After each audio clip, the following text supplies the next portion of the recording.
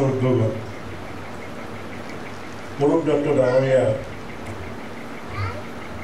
এই পবিত্ৰ জন্মদিন উপলক্ষে আয়োজন কৰা অনুষ্ঠানৰ আজি মঞ্চটো ভৱিষ্য সভাপতি হেমন্ত কলিতা ডাঙৰীয়া, আমাৰ আটাইৰে শ্ৰদ্ধাৰ অৰূপ দা, এইমাত্ৰ আমাৰ মাজত বক্তৃতা দাঙি ধৰা সমুদ্ৰগুপ্ত ভাস্কৰ ডাঙৰীয়া, ইয়াৰ পিছত বক্তৃতা আপোনালোকৰ আগত প্ৰদান কৰিব ময়ূৰ বৰা ডাঙৰীয়া, আৰু মোৰ সন্মুখত বহি থকা মোৰ শিৰৰ নিৰ্মালী চলি যোৰহাটৰ সাৰস্বত সমাজ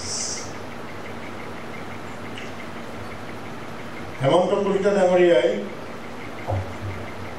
কিছুমান বৰ লাগতিয়াল কথা, যিবোৰ কথা আমাক লক্ষ্মীনাথ বেজবৰুৱাদেৱে সদায় কৈ গৈছে, আজি নতুনকৈ চিন্তাৰ উদ্বেগ ঘটাবলৈ এই কথাবিলাক তেওঁ আদৰণি ভাষণত অন্তৰৰ সঁচা আৱেগেৰে কৈছে। বহুত সময়ত আমি কওঁ যে আৱেগ পৰিহাৰ কৰিব লাগে, কণ্টেক্সন এণ্ড ইমোশ্যন, এই দুটাৰ পৰা আমি আঁতৰত থাকিব লাগে, কিন্তু মানুহ হ'লে আৱেগ থাকিব। ৰূপকোঁৱৰ জ্যোতিপ্ৰসাদ আগৰৱালাৰ জীয়ৰী জ্ঞানশ্ৰী পাঠকে সেইদিনাখন এটা টিভি চেনেলৰ ইণ্টাৰভিউত তেওঁ কৈছিল যে জ্যোতিপ্ৰসাদ আগৰৱালাই যেতিয়া জয়মতী চিনেমাখন 1932ত ভোলাগুৰি চিত্ৰবন ষ্টুডিঅ' সাজি পেলাই নিৰ্মাণ কৰিছিল, আৰু 3 বছৰৰ মূৰত 1935 চনত গুৱাহাটীৰ ভাস্কৰ নাট্য মন্দিৰত ৰিলিজ দিছিল। তাৰ আঁৰৰ কাহিনী হৰপ্ৰিয়া বাৰুকীয়া বৰগোহাঁই ডাঙৰীয়াই এখন কিতাপ লিখিছে, আমি ন্যাসৰ পৰা উলিয়াইছোঁ, এইখন প্ৰকাশ পাইছে। সেই কথাবিলাক পঢ়িলে চকুপানী ওলাই যায় কাহিনী।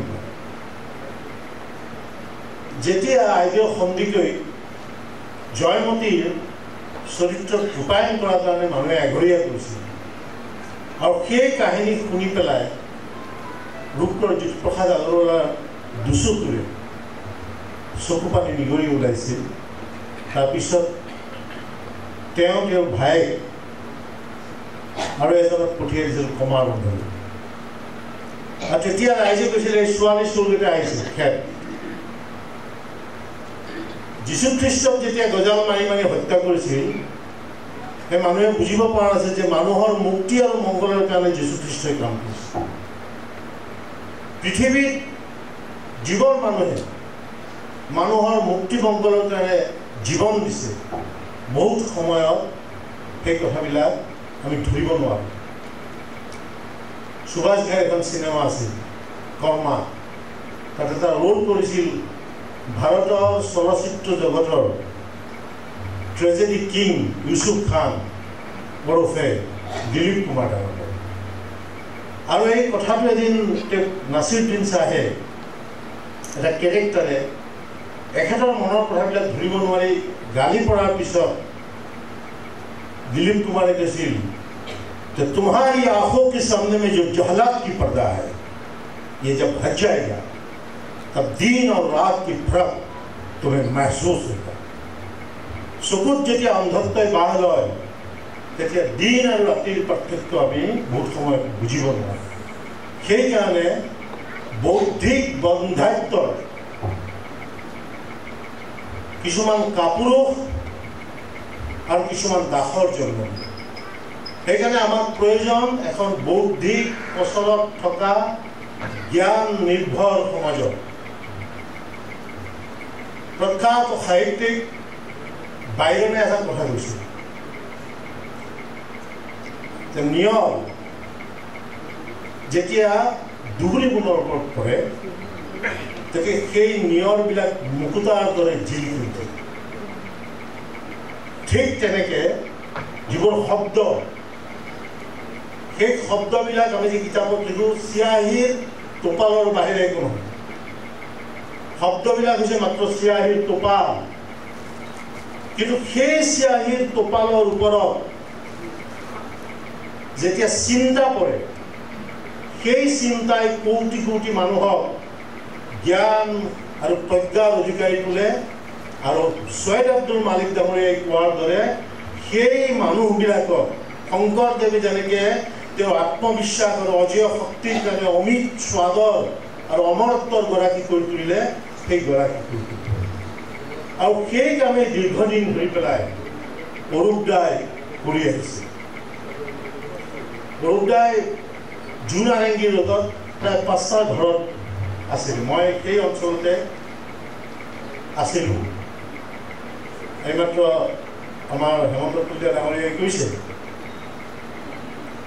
আমি তেতিয়া অসম আন্দোলনৰ সৈতে জড়িত আছোঁ আৰু 1984 চনৰ 10 ইয়াত কেইবাজনো সেই সময়ত ছাত্ৰ সন্থাৰ নেতা বহি আছে প্ৰত্যেকৰে মই নাম লোৱাটো অসুবিধা বহুত কেইজন বৃদ্ধ বন্ধু আছে তেতিয়া 84 যোৰহাটৰ এগ্ৰিকালচাৰ ইউনিভাৰ্চিটিলৈ আমি সভা কৰিবলৈ আহিছিলোঁ আৰু তাতেই এটা শব্দ উচ্চাৰিত হৈছিল যে বনৰীয়া হাতী ধৰিবলৈ ঘৰচীয়া হাতীৰ প্ৰয়োজন এই যে অৰূপ দত্তৰ জাতীয়তা বুলি কথাটো মাত্ৰ সমুদ্ৰ গুপ্ত কাশ্যপ ডাঙৰীয়াই ক'লে মোক অৰূপ দাই কৈ থাকে যে যিজন প্ৰকৃত অসমীয়া তেওঁই জাতীয়তাবাদী আৰু সেইকাৰণে এই নৰ্থ ইষ্টৰ সমন্বয়ৰ কাৰণে তেখেতে মেঘালয় কাৰণ প্ৰায় কিতাপৰ কথা সমুদ্ৰ গুপ্ত কাশ্যপ ডাঙৰীয়াই কৈছে মই গোটেইখিনি আপোনালোকক ক'লে বিৰক্তি অনুভৱ কৰিব অৰুণাচলৰ ওপৰত বিভিন্ন বিষয়ৰ ওপৰত সামৰি পেলাই তেওঁ লিখিছে গড়ৰ কথাটো লিখিছে যাক কাজিৰঙা ট্ৰেইল চবেই জানে 1978ত আন্তঃৰাষ্ট্ৰীয় শিশু দিৱস উপলক্ষে এই কিতাপখন প্ৰথম পুৰস্কাৰ পাইছে ব্ৰেইলত হৈছে জাপানত ৰেপিড ৰিডাৰ হৈছে প্ৰত্যেক ভাষালৈ অনুবাদ হৈছে শেষত অনুবাদ হৈছে অসমীয়া আৰু সেই কামটো অৰূপ দত্ত ডাঙৰীয়াই কৰিছিল তেওঁৰ মাতৃৰ দ্বাৰা ইন্দিৰা দত্ত ডাঙৰীয়া অৰূপ দাই মোক কৈছে বেছিকৈ এইখন মোৰ মায়ে অনুবাদ কৰিছে আৰু আমি এইখন চানমাৰী গ্ৰন্থমেলাৰ ফিল্ডত উন্মোচন কৰিছোঁ মাতৃ থিয় হৈ আছে অৰূপ দা মই বহুতো ইয়াত বহি আছে আগত সন্মুখত আৰু সেই পুথিখন উন্মোচন কৰিছিল নিৰ্মল প্ৰভা বৰদলৈ ডাঙৰীয়া আৰু সেই নিৰ্মল প্ৰভা বৰদলৈ ডাঙৰীয়ানীয়ে সেইদিনাখন এটা কিতাপখন উন্মোচন কৰাৰ সময়ত মুকলিভাৱে ঘোষণা কৰিছিল মই তেওঁৰ ছাত্ৰ আছিলোঁ যিবোৰ নাম ইয়াত ক'লে পদুম বৰুৱাৰ সৈতে মই বহুত সময় কথা পাতিছোঁ আৰু তেওঁৰ লগত যিবোৰ কথা পাতিছোঁ মই লিখা আছে বীৰেণ ভট্টৰ কথা আৰু এইমাত্ৰ সঞ্জয় ঘোষৰ কথা কৈছে তেতিয়া মানৱ অধিকাৰ পৰিষদ বুলি এটা সংগঠন আছিলে সভাপতি আছিলে ডক্টৰ বীৰেন্দ্ৰ কুমাৰ ভট্টাচাৰ্য আৰু মই আছিলোঁ ছেক্ৰেটাৰী সেইটো আমি প্ৰতিবাদ কৰিছোঁ বীৰেন্দ্ৰ কুমাৰ ভট্টাচাৰ্য যিটো সমুদ্ৰ ডক্টৰ কাশ্যপ ডাঙৰীয়াই কৈছিল টি ৰাজু আৰু বিচ্ছামকে চাৰ্গে বুলিও মানুহক হত্যা কৰা হৈছিল মই নাম নকওঁ আৰু কাৰণ ইয়াত এইখন সমাজত এই বিতৰ্কমূলক কথা ক'বলৈ মই নকওঁ এনে বিতৰ্কমূলক কথা এজন প্ৰখ্যাত অসমৰ চবে সন্মান কৰা লিডাৰ এজনে বুধবাৰ কাকতত এটা প্ৰবন্ধৰ শেষৰ বাক্যটো আছিল যে বিচ্ছামকে চাৰ্গে আলফাই মাৰি এটা ভাল কাম কৰিলে যে ইণ্টাৰনেশ্যনেল পাব্লিচিটি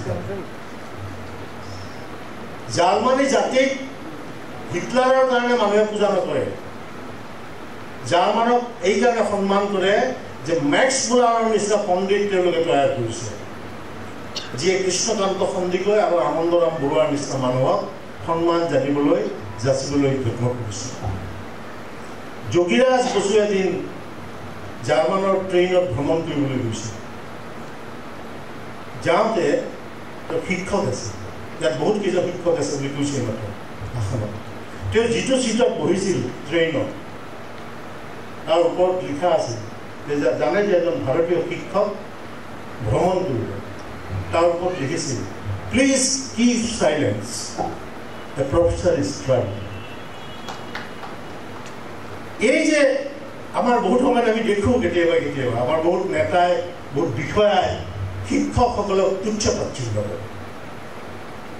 কিন্তু শিক্ষকসকল হৈছে মানৱ সম্পদ গঢ়া একোজন খনিকৰ আৰু সেই খনিকৰৰ কাম অৰূপ দত্ত ডাঙৰীয়াই কৰিছিল যোৰহাটৰ জীৱিত কলেজত তাৰ পৰা তেওঁ এই সমাজলৈ আগবাঢ়িলে সাহিত্য সমাজলৈ আৰু মই ভাবোঁ অসমত লিখিও যে জীৱন নিৰ্বাহ কৰিব পাৰি, লিখক হিচাপে কলমেৰেও যে খাব পাৰি, তাৰ জ্বলন্ত আৰু প্ৰজ্বল উদাহৰণ হৈছে অৰূপ কুমাৰ দত্ত।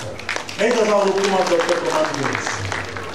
কাৰণ আমাৰ এনেকুৱা হৈছে যে ৰাতিটোৰ ভিতৰত ইনষ্টেণ্ট ছাকচেছ এণ্ড ইনষ্টেণ্ট মানি, এই দুটাই আমাক বলীয়া কৰি দিছে। সেইকাৰণে বোধ কৰোঁ হেমন্ত কলিতা ডাঙৰীয়াই খুবত সেই কথা কৈছে। যিয়ে নহওক অৰূপ দত্তক চিনি নাপায় বুলিছে, বহুতে চিনি নাপায়। গুৱাহাটীত মই কোনোবা 5 তাৰে প্ৰথম যিটো ভাড়াঘৰত আছিল, তেতিয়া মই অসম প্ৰকাশন পৰিষদৰ সচিব আছিল সতীশ ভট্টাচাৰ্য। তেওঁৰ লগত অৰূপ দা লিখি গৈছিলোঁ। হাতত পানীৰ বটল এটা লৈ গৈছিলোঁ। পানীৰ বটল লিখাই লৈ যাবলগীয়া হৈছে যে বোকা সেইটো আমাৰ এতিয়া প্ৰতিদিন কাকতৰ মালিক জয়ন্ত বৰুৱাৰ ঘৰৰ সন্মুখেদি সোমাই যাব লাগে।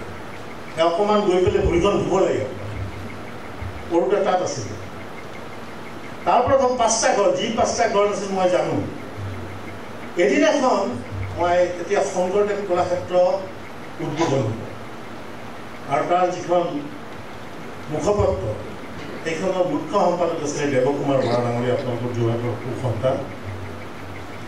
আৰু সেই দেৱকুমাৰ বৰা ডাঙৰীয়া যেতিয়া এগ্ৰিকালচাৰ মন্ত্ৰী আছিলে, তেতিয়া যোৰহাটত প্ৰথমখন যেতিয়া ৰাষ্ট্ৰীয় গ্ৰন্থমেলা হৈছিল, আছাম একাডেমিক চেণ্টাৰৰ সহযোগত অসম প্ৰকাশন পৰিষদে পাতিছিল। ৰাজীৱ লোচন বেজবৰুৱা, প্ৰকাশ গোস্বামী, মাধুৰ্য প্ৰসাদ গোস্বামী আৰু বহুত কেইজন আছিল, সকলোৰে নাম হয়তো মই ল'ব নোৱাৰিম। তেতিয়া মই নিজেই যোৰহাটৰ এগ্ৰিকালচাৰ ইউনিভাৰ্চিটি থাকি পেলাই আমি 15 দিন কাম কৰিছোঁ এই ফিল্ডত। আৰু প্ৰথম গ্ৰন্থমেলাখনত যোৰহাটত যিবোৰ কিতাপ আহিছিল আমাৰ ৰাষ্ট্ৰীয় পৰ্যায়ৰ, 7 দিনত সেই কিতাপবিলাক বিক্ৰী হৈছিল যোৰহাটত। সেইটো সেই সময়ত বাতৰি জগতত নিউজ হৈছিল। যি নহওক, এই অৰূপ দাৰ আচলতে প্ৰবন্ধ এটা বিচাৰি আহিলোঁ মই। অৰূপ দাই এমাহমান ৰুমৰ পৰা ওলোৱা নাই। বাইদেউ বৰ বঢ়িয়াকৈ গুড় দি পায়স বনাই দিছিল। আপুনি আপোনাৰ মনত আছে নাই? মোৰ স্মৃতি শক্তিটো মনত থাকে লিখিত। যিয়ে নহওক, অৰূপ দা ওলাই আহিছে, মোক এই দেখুৱাইছে আঙুলিটো চেপেটা হৈ গৈছে। বোলো কেলে? কৈছে 1 মাহ হ'ল ওলোৱা নাই, ৰুমৰ পৰা সোমাই লিখি আছোঁ। এই মাত্ৰটো ক'লে সমুদ্ৰগুপ্ত কাশ্যপে, এই ভূপেন হাজৰিকাই যেনেকৈ জ্ঞানদাৰ কাকতিৰ ঘৰত এবাৰ প্ৰায় বহুদিন এমাহমান ওলোৱা নাছিল, এটা শব্দ মানে তেওঁ বিচাৰি পোৱা নাছিল। জ্ঞানৰ কাকত চিন্তা হ'ব যে ভূপেন হাজৰিকাৰ কিবা গা বেয়া হ'ল নেকি। দৰ্জাত ঢুকি আহিলে, কৈছে কি হৈছে, কিয় ইমান ঢক ঢক কৰিছে? না আপোনাৰ মাত একদম মাত বনোৱাই মন মানে চুপচাপ। মই বোলে শব্দ এটা বিচাৰি পোৱা। একদিন নীলমণি ফুকন ছাৰে মোক কৈছিল যে এটা এটা শব্দ বিচাৰোঁতে বহুত সময় লাগে। এই যে অলপ আগতে ক'লোঁ আপোনাৰ অৰূপ দাই যে আমাৰ এই যে সমন্বয়ৰ দিশতো কাম কৰিছে উত্তৰ পূৰ্বাঞ্চলত, এইটো বৰ ডাঙৰ কথা। কিন্তু মই সিদিনাখন পাছিঘাটৰ পৰা 20 কিলোমিটাৰ আগত এখন গাঁও আছে, সেইখন গাঁৱৰ নাম হৈছে চিলুক। সেই গাঁওখনত জন্মগ্ৰহণ কৰিছিল লুমেল জন্ম। আৰু তাতে এজন সাহিত্যিক থাকে এতিয়া, গৈ পাছিঘাট টাউনৰ পৰা তেওঁ মানে মানুহৰ কোলাহলৰ পৰা গৈ পেলাই লিখে। তেওঁৰ নাম হৈছে কালিং বৰাং। কালিং বৰাঙৰ লগত আজিৰ পৰা 2 বছৰ আগতে ভূপেন হাজৰিকাৰ জন্ম দিৱস যেতিয়া পাতিছিলে পাছিঘাটত, মই তেতিয়া বক্তৃতা দিবলৈ গৈছিলোঁ। কালিং বৰাং এটা বৰ ডাঙৰ কথা কৈছিল। কৈছিল যে নৰ্থ ইষ্টৰ সমন্বয়ৰ কাৰণে সেই সময়তে ভূপেন হাজৰিকাই যিবোৰ কথা কৈছিল, সেই কথা যদি তেতিয়া ৰাজনৈতিক নেতাসকলে বুজি পালেহেঁতেন, তেতিয়াহ'লে নৰ্থ ইষ্টৰ মাজত ইমান তিক্ততা নহ'ল। আমি এটা গীত গাই থাকোঁ নহয়, আপোনালোকে জানে নহয়, অসম আমাৰ পুহি গুণৰ নাই সেই, ভাৰতৰে পূৰ্ব দিশত সূৰ্য উঠা দেশ।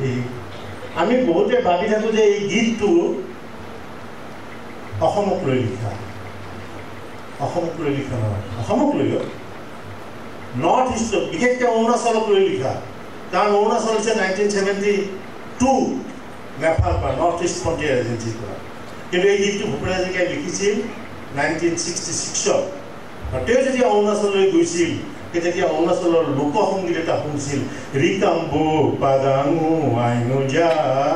সেই গীতটো শুনি পেলাই অসম আমাৰ উপহি গুণৰ নাই শেষ, এই লিখিছে আৰু সেইকাৰণে কালিং বৰাঙে সেই কথাষাৰ কৈছিল আৰু তাত থকা মেৰা ধৰম মেৰি মা চিনেমাখন 1974 যেতিয়া ভূপেন হাজৰিকাই বনাইছিল অৰুণাচলৰ পটভূমিত তাৰ কমেডিয়ানজন দিনা মঞ্চত আছিল আৰু তেওঁ কৈছিল যে মই ভূপেন হাজৰিকাৰ লগত 6 মাহ আছিলোঁ ভূপেন হাজৰিকাই এটা কথা কৈছিল আৰু সেইটো মই বেদৰ বাক্যৰ নিচিনা বুকুৰ মাজত কঢ়িয়াই লৈ ঘূৰি ফুৰিছোঁ if you lost culture you lost everything সেই কথাটো কৈছিল গতিকে এই অৰূপ দাই যেতিয়া আঙুলিটো একদম লিখি থাকোঁতে একদম চেপেটা হৈ যোৱা মোক দেখুৱালে তেতিয়া মোৰ মনত পৰিল যে সেই সময়ত ইউৰোপত এটা মানৱতাবাদী আন্দোলনৰ জোৱাৰ উঠিছিল নৱজাগৰণ আৰু তাৰ মূল প্ৰবক্তাজনৰ নাম আছিল মিছেল ডমটাৰ বাপেক মাংছিল এজন প্ৰটেষ্টাণ্ট এজন কেথলিক আৰু দুইটা গ্ৰুপৰ মাজত তেতিয়া যুদ্ধ বিগ্ৰহ আৰু ৰক্তক্ষৰণ হৈছিল আমাৰ অসমতো বিভিন্ন সময়ত বিভিন্ন ধৰণৰ মানসিক চাপবিলাকে আমাৰ মুক্ত চিন্তাৰ যিটো প্ৰকাশ ঘটিবলৈ তাত বাধা দিছে সেইকাৰণে মই কৈছোঁ যে বৌদ্ধিক প্ৰচাৰত যদি এখন সমাজত বৌদ্ধিক বন্যাত্ব থাকে তাত গোলাম আৰু দাস জন্ম দিয়ে কিন্তু এই অধ্যয়ন আৰু এই লিখা মেলাই মানুহক দাসত্বৰ পৰা মুক্তি দিয়ে সেই মিছেল ডমটাই যেতিয়া কি কৰিছিল মোৰ এই অৰূপ দাৰ কথাটো দেখি মনত পৰিছে TASSI যিটো আমি এছে বুলি কওঁ তাৰ এক প্ৰকাৰ তেওঁ আধুনিক এছেৰ জন্ম এটা হৈছিল মিছেল ডমটাই আৰু তেওঁৱে কিছুমান কথা লিখিছিল তেওঁ এটা বহুত মেডেল লৈ কৰিছিল হোমেন বৰগোহাঁই ডাঙৰীয়াই এই বিষয়ে সবিস্তাৰে লিখিছে যে মই কিটো জানো আপোনালোকে জানে ছাৰ আইজাক নিউটনে এটা বাক্য কৈছিল What we know is a drop of rain and what we do not know is an ocean. 23 March তেতিয়া অৰূপ দত্ত সদস্য আছিল ভৱেন্দ্ৰনাথ শইকীয়া কীৰ্তিনাথ হাজৰিকা জ্যোতিমালা গোহাঁই পৰমানন্দ ৰাজবংশী যোৰহাটৰ কুতুবুদ্দিন আহমেদ মই তেতিয়া ছাত্ৰ সন্থাতে আছোঁ 89ত মই সোমাইছোঁ আৰু তাৰ পিছত আমি যেতিয়া এইখন তেওঁৰ মাতৃ ইন্দিৰা দত্ত অসমীয়ালৈ অনুবাদ কৰিলে আৰু অন্ধ শিক্ষণ কৰিছোঁ নেত্ৰহীন সাক্ষী বুলি এখন চিনেমা হৈছে আৰু কাজিৰঙাত এইখন শশাংক শংকৰ নহয় জানো ওলা শশাংক শংকৰে কৰিছে এইখন মানাসত শ্বুটিং হৈছে বহুত কেইখন চিনেমা হৈছে এইখন জাপানত ৰিপিট দিছে এই কথাটোৱে মোক ইমান মানে মনত এটা শক্তি দিলে মই এদিন বোৰ্ড অফ ছেকেণ্ডাৰী এডুকেশ্যনলৈ গ'লোঁ আৰু এই কিতাপখন আমাৰ অসমীয়া অনুবাদটো তেওঁলোকক দি ক'লোঁ যে এইখন অসমীয়াত ৰিপিট টিচাৰ কৰিব আমাৰ অসমৰ স্কুলবিলাকত কিন্তু অসমৰ স্কুলবিলাকত একদম ৰিপিট টিচাৰ হিচাপে চিলেক্ট নহ'ল তেতিয়া মোৰ মনত ভাৱ হ'ল যে জাপানীসকলতকৈ আমি যথেষ্ট আগবঢ়া সেইকাৰণে যিয়ে নহওক অৰূপ দাৰ এই যে অন্ধ সাক্ষী ব্লাইণ্ড উইটনেছ এই কিতাপ এই গোটেইবিলাকে এটা জোকাৰি দিছে আপোনাৰ কিমান কেইখন আছে এডভেঞ্চাৰ ষ্টৰিজৰ অৰূপ দত্ত এখন বেষ্ট চেলাৰ আপোনাৰ আৰু এখন তেওঁৰ আছে এইখন হৈছে আপোনাৰ প্ৰায় 20 লাখ ট্ৰাভেল এট কলমিজাৰ প্ৰায় 20 লাখ ভিউ আছে নহয় এটা অৰূপ দা মানুহে চাইছে মানে আজিকালি ইউটিউবত চাব পাৰি গতিকে তেওঁ এই কথাবিলাক মানুহক দিছে কিন্তু আমি যে বহুত সময় দেখা নাপাওঁ গুৱাহাটীত খোজকাঢ়ি অৰূপ দাৰ মই প্ৰায় খোজকাঢ়োঁ তেওঁ বেলেগকৈ কাৰণে মই লগ পাওঁ এই যোৱাবাৰ আগৰবাৰ চানমাৰীৰ পৰা তেওঁ খোজকাঢ়ি আহিছে বামুণী মিডিয়াম ৰেলৱে কৰণীয় ময়ো খোজকাঢ়ি ওলাইছোঁ চানমাৰী গ্ৰন্থমেলালৈ কাৰণ গ্ৰন্থমেলা মুভমেণ্টটোত আৰম্ভণিৰ পৰাই জড়িত হৈ আছে পাণবজাৰ গতিকে অৰূপ দা কোনখনৰ পৰা আহিব কৈছে মই চানমাৰীৰ পৰা খোজকাঢ়ি আছোঁ খোজকাঢ়ি থাকে কিন্তু বহুত মানুহে চিনি নাপায় মই আজি আপোনালোকক হেমন্ত কলিতাকে আৰম্ভ কৰি গোটেই সদস্যসকলক সাধুবাদ দিছোঁ যে বহুত সময়ত আমি মানুহক চকুত আঙুলি দি পেলাই বুজাই দিব লাগে যে এইটো ভাল কাম আমি কৰিব লাগে আমি বহুত সময়ত প্ৰেৰণা দিব নাজানো মানুহক প্ৰেৰণাই বহুত সময়ত হৰ্চ পাৱাৰৰ নিচিনা কাম কৰে আপুনি সমাজৰ কাৰণে যিবোৰ কাম কৰি থাকে ভাল মানুহ সেই মানুহবিলাকক যদি প্ৰেৰণা দিয়ে সমাজৰ কাৰণে বহুত ভাল কাম কৰিব চুকে ক'লে কিমান মানুহে অসমৰ এতিয়াও কাম কৰি আছে গতিকে মই দীঘলীয়া বক্তৃতা ইয়াতে নিদিওঁ আপোনালোকৰ আগত কাৰণ বহুত কেইজন বক্তা আছে আমাক আৰু কেইবাজনো অৰূপ ডক্টৰৰ প্ৰয়োজন আছে নতুন প্ৰজন্মৰ মাজৰ পৰা। নতুন প্ৰজন্মই আপোনালোকে জানে আজিকালি বেছিভাগ মোবাইল চাই থাকে, মোবাইলত বহুত সময় নষ্ট হয়। মানে সদিয়ালৈ গৈছিলোঁ সভা এখন কৰিবলৈ, মহিলা এগৰাকী লগ পালোঁ। মই ভাবিছোঁ তেওঁৰ কেঞ্চাৰ হোৱা, পিছত গম পালোঁ নহয়, নাই কেঞ্চাৰ হোৱা নাই, তেওঁৰ নাৰ্ভৰ প্ৰব্লেম হৈছে। মেক্স হস্পিটেলত চিকিৎসা কৰিছে, বহুত প্ৰায় 20 বছৰ আছে। মোৰ কি কাৰণে হ'ল? অনবৰত মোবাইল থাকে, এতিয়া পাৰ্টিৰ কাম কৰিছিল আৰু বিভিন্ন কথা। গতিকে আমাৰ এই নতুন প্ৰজন্মৰ মাজত মই কেইবাটাও আৰ্টিকুলতে কেইবাখনো পেপাৰত লিখিছোঁ, সেইদিনাখন এটা প্ৰতিদিনত লিখিছোঁ মদ, মোবাইল আৰু মটৰ চাইকেলে কেনেকৈ সৰ্বনাশ কৰিছে।